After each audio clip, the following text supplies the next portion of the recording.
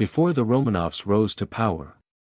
Before the Tsars ruled with golden scepters, before Soviet red banners swept across a crumbling empire, there was another name. One that whispered through the blood-soaked soil of Eastern Europe, the House of Rurik. They weren't just kings or princes.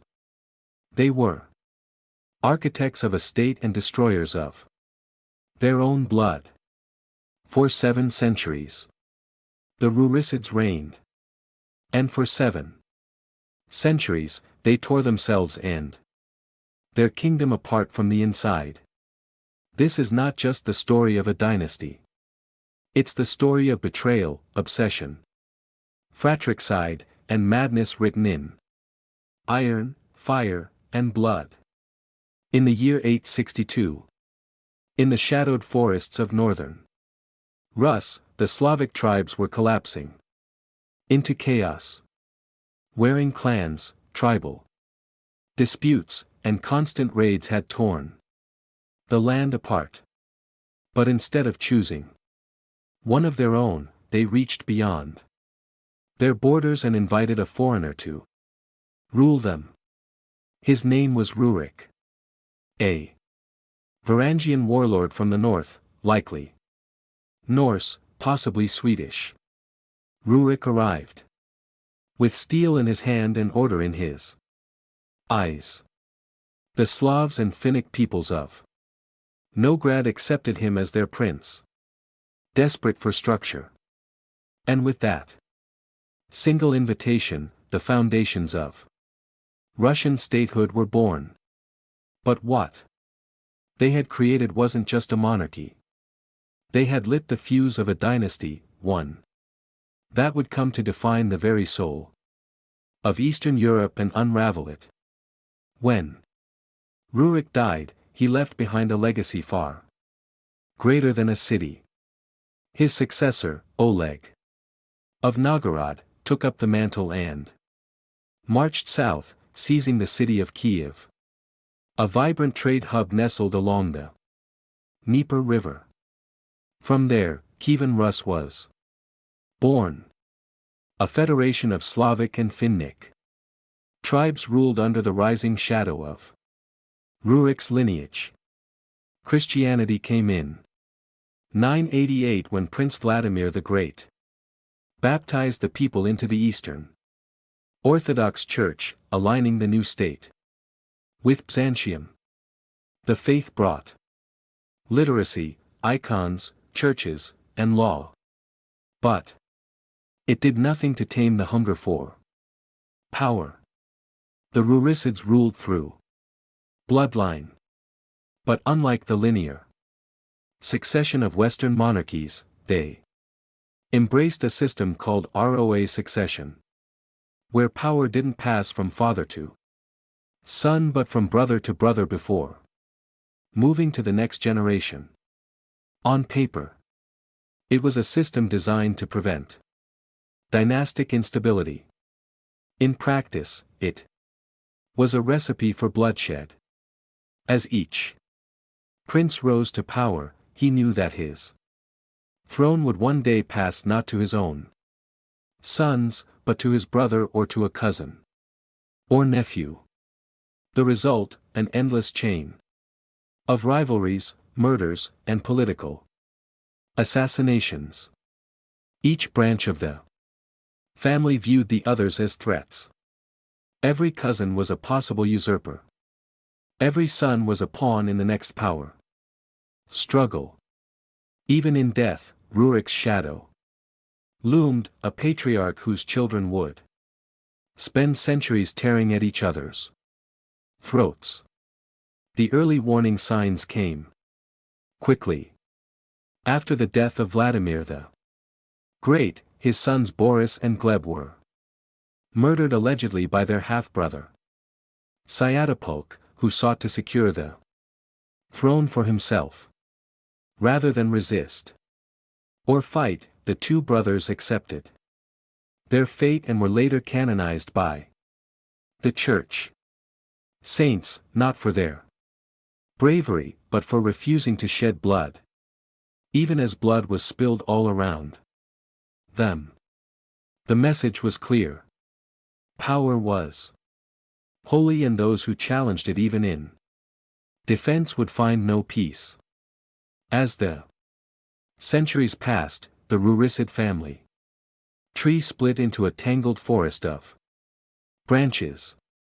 Principalities like Novgorod, Vladimir, Suzdal, Chal, Chernihiv, and Galatia all claimed direct descent from Rurik, and each one believed it had the right to rule. Civil wars became seasonal, assassinations became routine. Loyalty was a mask, and behind every princely court was the scent of betrayal. Kevin Russ's wasn't a state. It was a chessboard. And every player was playing for keeps. Alliances between brothers dissolved at the first scent of opportunity. Uncles poisoned nephews. Sons raised armies against fathers. Cousins blinded one another to remove them from the line of succession. There were no lines of morality, only power. And the unrelenting desire to possess it. And just when it seemed the infighting couldn't get worse, a new terror descended from the east. In the 13th century, the Mongol horde arrived. Swift, brutal, and unstoppable. Led by Badu Khan, they razed cities, enslaved populations, and shattered whatever fragile unity remained among the Rurisid princes. One by one, the cities of Rus fell. Kiev was burned. Suzdal was crushed. Only Nogar escaped by surrendering before the sword could fall. The Mongols didn't destroy the Rurisids. They domesticated them. Rather than wipe them out, the Khans of the Golden Horde used the Rurikid princes as tax collectors and vassals.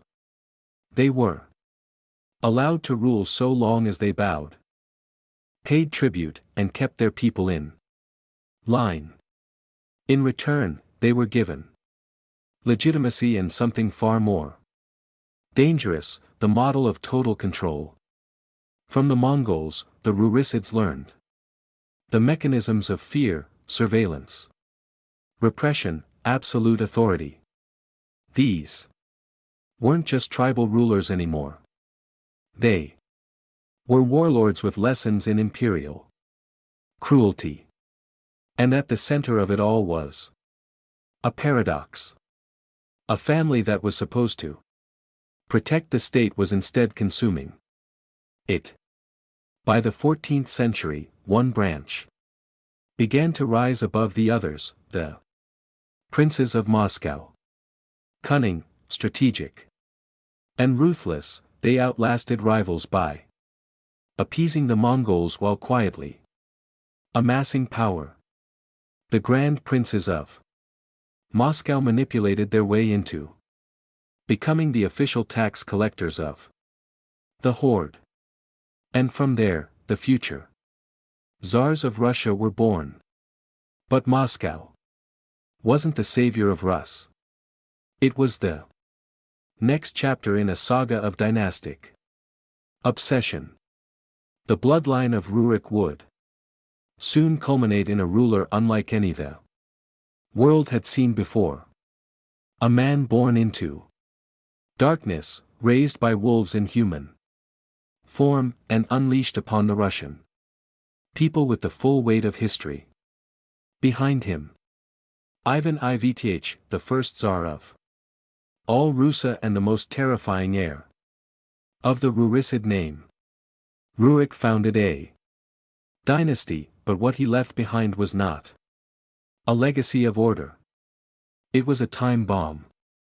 And the fuse was lit by the very system his descendants used to share power. It was called Roa succession. Rather than passing power directly from father to Eldest son, the Rurik kids believed it should go from one brother to the next, before moving on to the next generation. In theory, this system preserved seniority and avoided conflict. In reality, it guaranteed perpetual war. Every new ruler created a line of sons who expected to inherit only to be sidelined by uncles, cousins, or nephews. The result, a labyrinth of bloodlines, each one clawing for legitimacy. The lands of Russes were not ruled by one Rurisid prince, but dozens. Cities like Kiev, Vladimir, Suzav, and Chernigov each had their own claimants, and each thought the others were impostors. Princes were not crowned. They were usurped. And so, the dynasty became a snake eating its own tail. Take the sons of Yaroslav the Wise, one of the few rulers who briefly brought peace to Kievan Rus. Upon his death in 1054, his 5 sons immediately turned on one another, launching decades of conflict. Alliances shifted with the seasons. Fathers died by the swords of their sons. Brothers blinded each other to render them unfit to rule.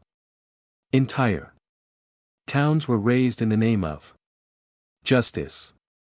There were no clear villains, just endless vendettas. Even when the Mongols descended like thunder, the Rurisids could not unite. While some princes rode out to meet the invaders, others betrayed them in hopes of favor. Kiev, once the glittering crown of Russes, was abandoned, then destroyed. The Mongols saw what the Rurik kids were too proud to admit. They were easier to control when they were at each other's throats. And so, the Golden Horde didn't kill the dynasty. They weaponized its dysfunction. They forced each prince to travel to Sarai and beg for a yarlik, a document confirming their right to rule. This turned every succession into a contest of humiliation. Brothers competed not only on the battlefield, but in the throne rooms of their Mongol overlords. Princes paid tribute in gold or blood. And always the killing continued. By the 14th century, the infighting began to mutate into something darker, more personal. The struggle for the throne was no longer just about land. It was about survival. The ruling princes of Moscow, a relatively minor branch of the Rurisid line, began rising in prominence. They flattered the Mongols, undermined their cousins, and positioned themselves as loyal tax collectors of the horde. But their loyalty was a mask. In secret, they amassed wealth, troops, and alliances. They began eliminating rival claimants, not through open war, but through marriages, murders, and manipulation.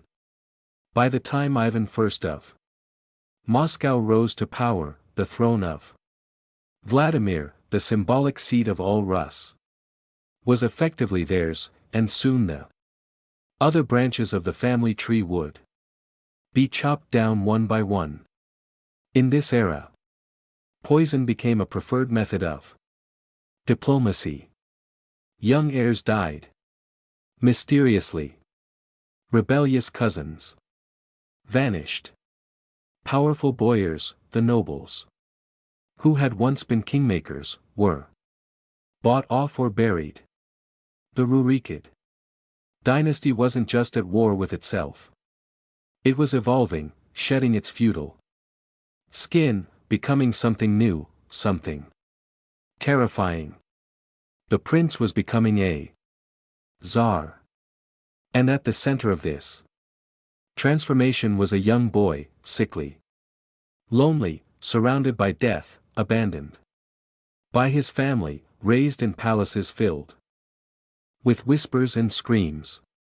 His name was Ivan, and he would become the very embodiment of the Ruricid curse. Ivan, known to history as Ivan the Terrible, was not simply a product of violence. He was born into it. His father, Grand Prince Vasily III, died when Ivan was just 3 years old. His mother was poisoned when he was 8. Orphaned and alone, Ivan grew up inside the walls of the Kremlin. Not as a prince, but as a prisoner. The boyars, who were supposed to protect him instead, tormented him.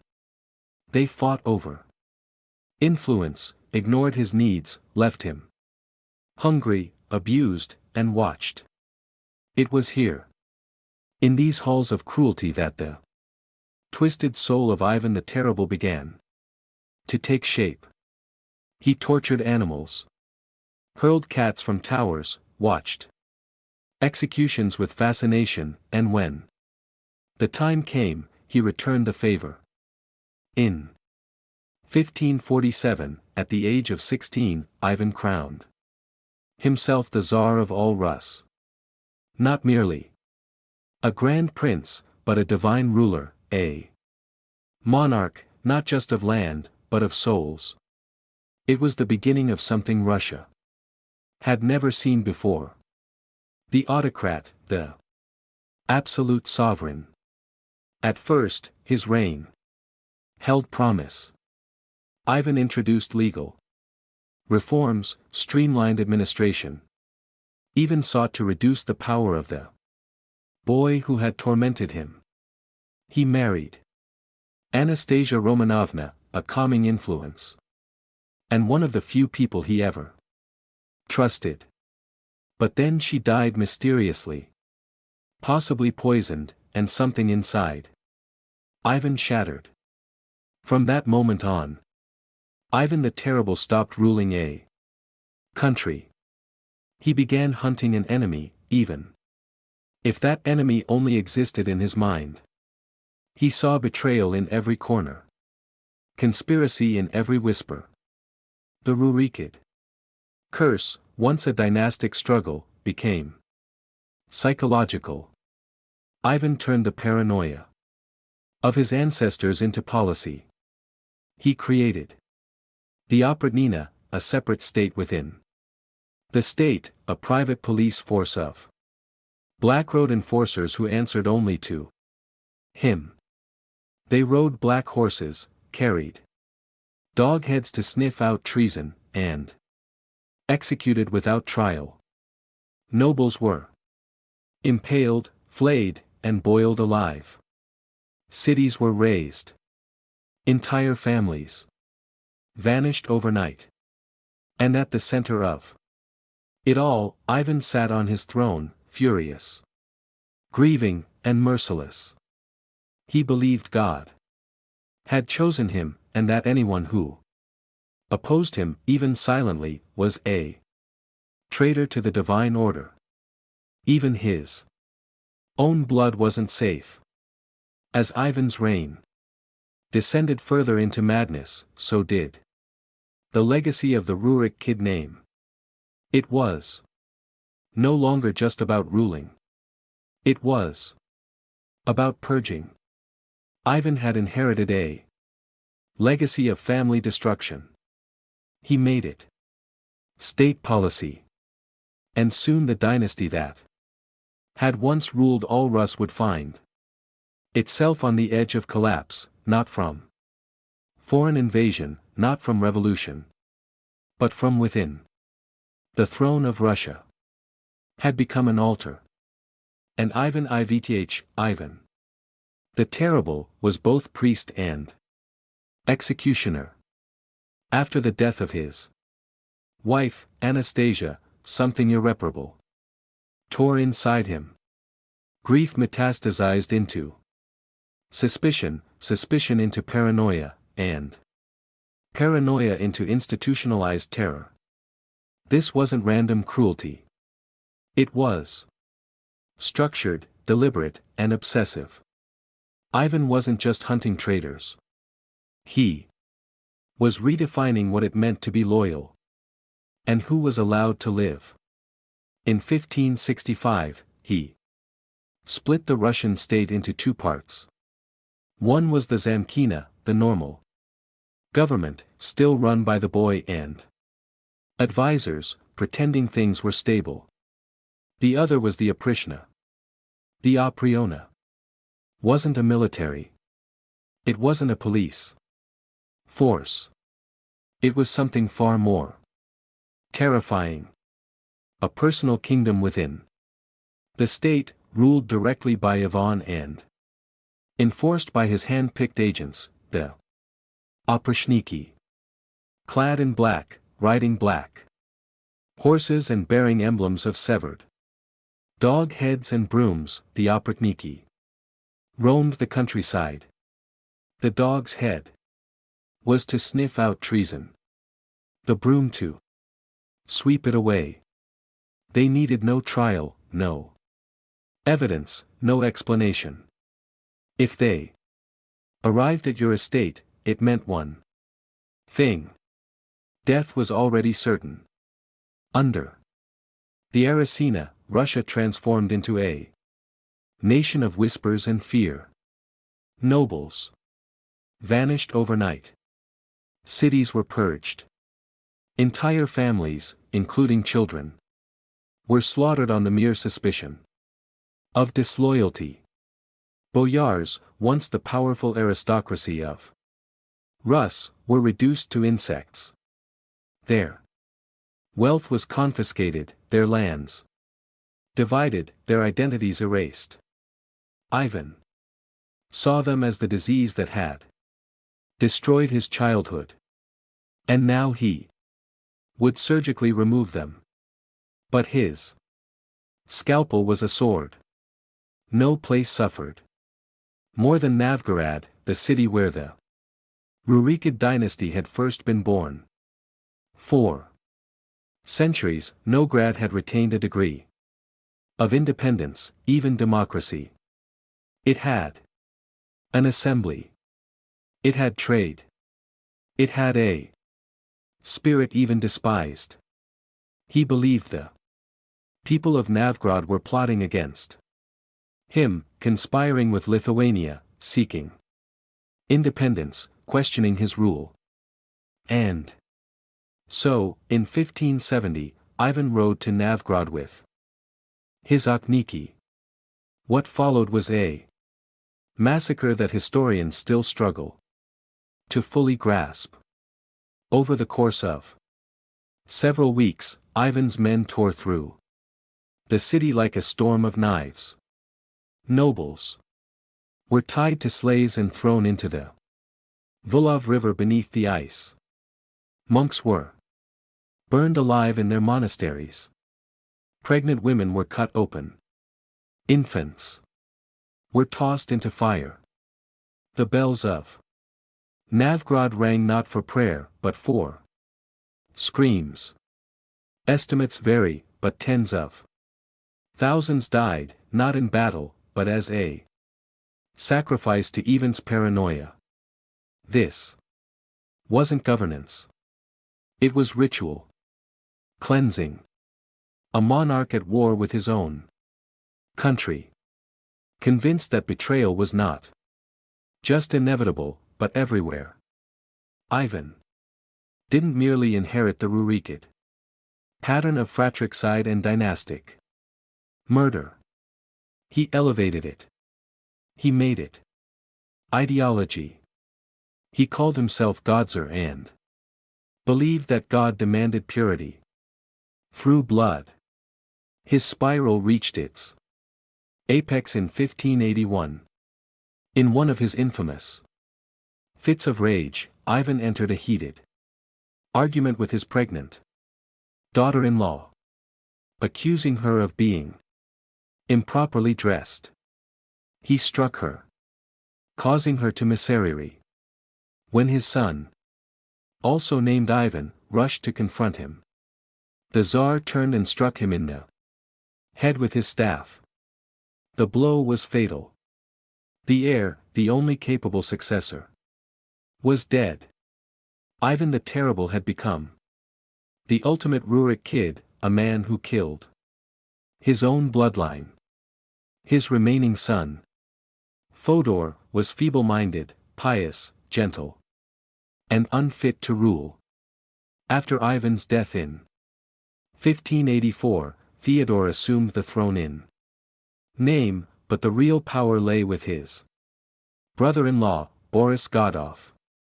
The Rurikid dynasty had become a hollow shell, a haunted throne. The bloodline that once ruled through strength was now limping on its last weakest legs. In 1598, Theodore died childless. The Ruricids were extinct. But the madness they unleashed was just beginning. Russia was thrown into a black hole of chaos. The time of troubles had begun. In the vacuum left by the Ruricid collapse, famine ravaged the countryside. Foreign powers invaded. Pretenders, men claiming to be Ivan's dead son, emerged from the shadows.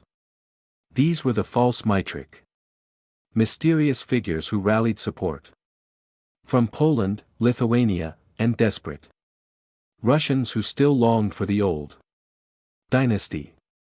The people didn't love the Rurik kids, but they feared what came without them. Civil war erupted.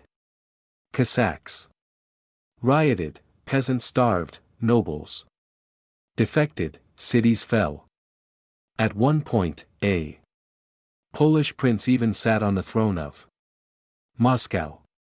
Russia, the very concept of Russia, was disintegrating, and all of it traced back to the dynasty that had once brought it into being. The House of Rurik had created a state through unity and destroyed it through obsession.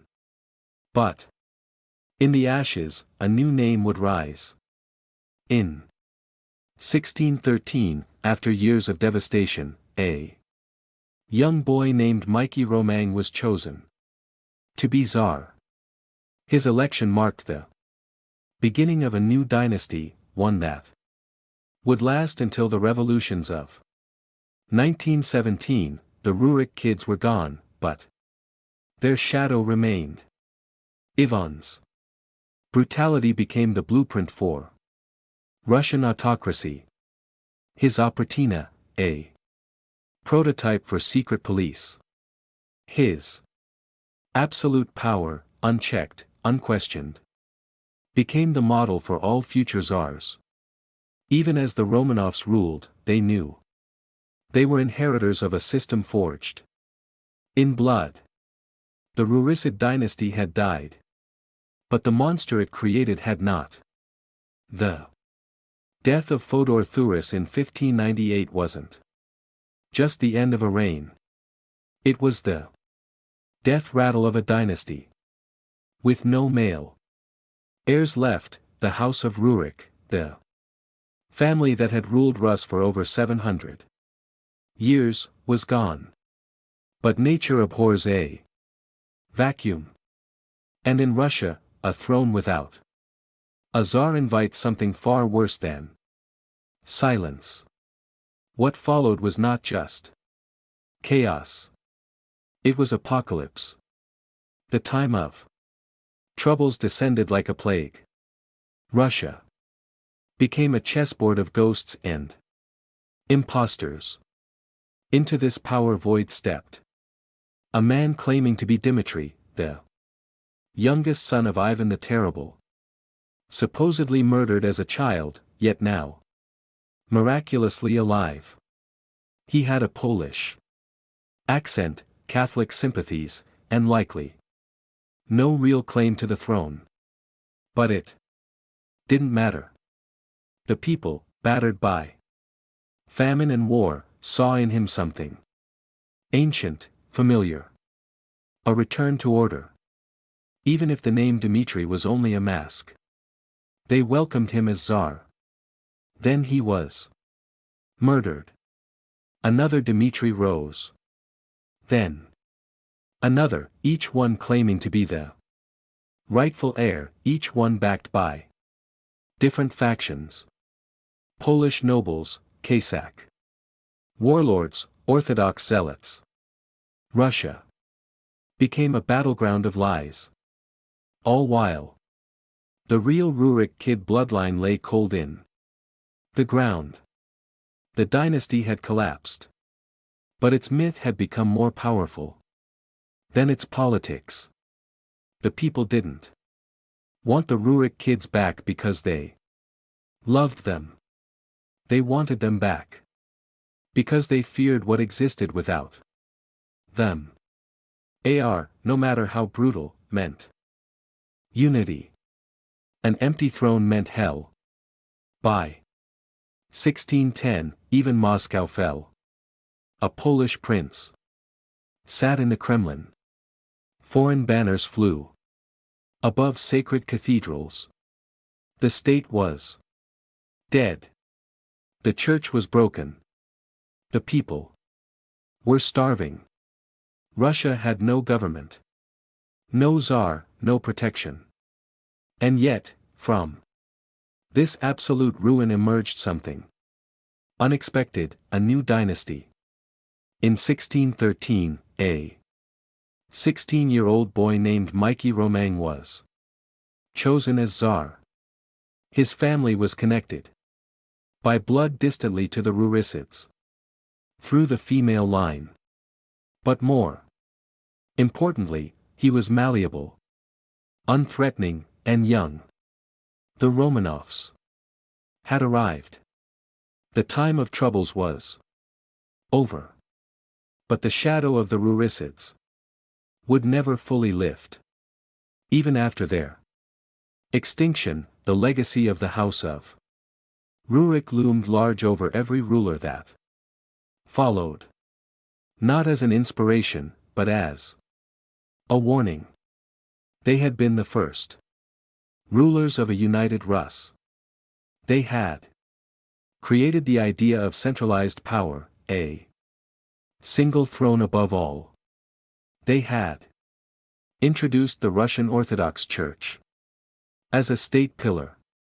But more than anything else, they had normalized terror. The Romanovs would take the lessons of Ivan and the Autocracy and refine them, build them into state institutions, create police forces, surveillance networks, and imperial mythologies that echoed Ivan's madness. What Ivan created wasn't a reign. It was a blueprint. The Rurikids, for all their dysfunction, are still seen as founders. Their story is woven into the Russian national myth as flawed fathers, sacred martyrs, and terrible gods.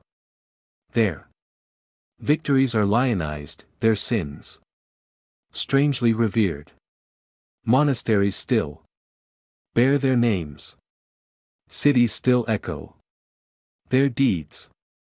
Saints, crowned princes, madmen, all buried in the same sacred soil. And yet their actual story, the truth behind the portraits and prayers, is one of intergenerational collapse. A dynasty that could never stop fighting itself, that birthed monsters from trauma and called it legacy. They weren't just a royal family. They were a dynasty that institutionalized suffering. What made the House of Rurik the most twisted family in Russian history? It wasn't just the violence. Every dynasty sheds blood. It wasn't just the betrayal. All royal houses lie. It was their consistency, their compulsive, repetitive collapse passed from father to son like a hereditary disease.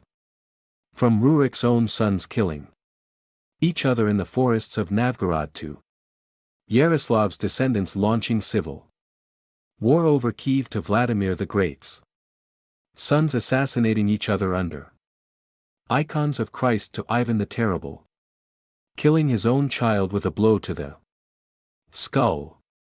The House of Rurik didn't just fight rivals. They devoured themselves. This was not a dynasty with a tragic ending. It was a dynasty made of tragedy. They built Russia and in building it cursed it. The systems they created, the obsession with bloodline. The idea that power must flow only through Rurik's veins, the belief in one autocrat ruling over all continued long after they were gone. Centuries later, Romanovs would carry Ivan's scepter. Soviet leaders would use his tactics. And today, echoes of that centralized autocratic vision still rumble beneath the surface of Russian politics. Not because of policy, but because of inheritance. The House of Rurik ruled longer than most dynasties in world history. And no family, not the Tudors, not the Habsburgs, not the Medicis, left a scar so deep or a blueprint so twisted. A dynasty born in the north, baptized in blood and buried in fire, but still remembered not with love, with fear.